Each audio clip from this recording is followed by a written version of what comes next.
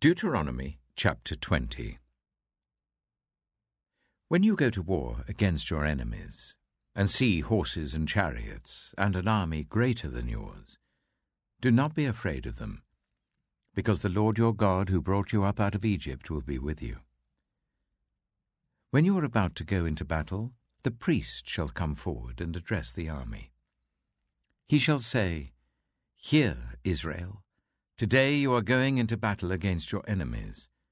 Do not be faint-hearted or afraid. Do not panic or be terrified by them. For the Lord your God is the one who goes with you to fight for you against your enemies, to give you victory." The officers shall say to the army, "Has anyone built a new house and not yet begun to live in it?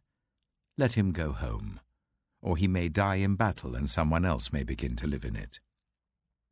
Has anyone planted a vineyard and not begun to enjoy it? Let him go home, or he may die in battle and someone else enjoy it. Has anyone become pledged to a woman and not married her? Let him go home, or he may die in battle and someone else marry her." Then the officers shall add, "Is anyone afraid or faint-hearted?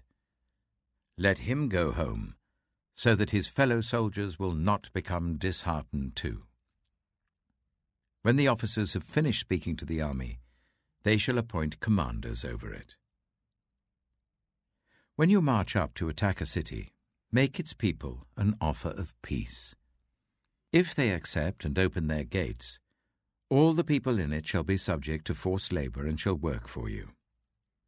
If they refuse to make peace and they engage you in battle, lay siege to that city. When the Lord your God delivers it into your hand, put to the sword all the men in it.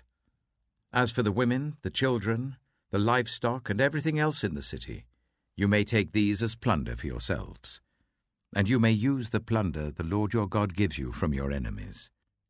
This is how you are to treat all the cities that are at a distance from you and do not belong to the nations nearby. However, in the cities of the nations the Lord your God is giving you as an inheritance, do not leave alive anything that breathes. Completely destroy them. The Hittites, Amorites, Canaanites, Perizzites, Hivites, and Jebusites, as the Lord your God has commanded you. Otherwise they will teach you to follow all the detestable things they do in worshipping their gods, and you will sin against the Lord your God. When you lay siege to a city for a long time, fighting against it to capture it, do not destroy its trees by putting an axe to them, because you can eat their fruit. Do not cut them down. Are the trees people that you should besiege them?